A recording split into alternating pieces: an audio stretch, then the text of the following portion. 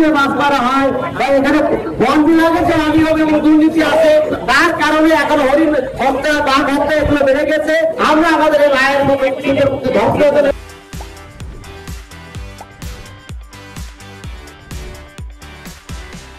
খাল এবং সুন্দরবনের নদীতে বিষ দিয়ে মাছ মারা, সুন্দরবনের বন্যপ্রাণী শিকার, সুন্দরবনের গাছ এবং অন্যান্য সম্পদ লুটপাট হওয়া নিত্য নৈমিত্তিক ব্যাপার।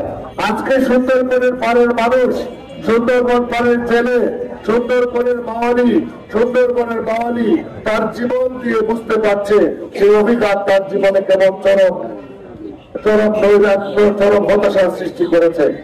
কাজেই আজকে সুন্দরবন দিবসে আমরা প্রতিবারের সুন্দরবন দিবসে যে আহ্বান জানাই, আজকেও আপনাদের প্রতি সেই আহ্বান, সমগ্র দেশবাসীর প্রতি সেই আহ্বান।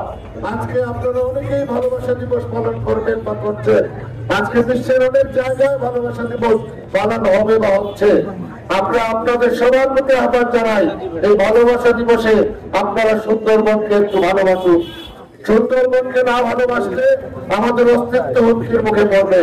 সুন্দরবনকে না ভালোবাসার কারণে আমাদের অনেকের জীবন আজকে বিপন্ন।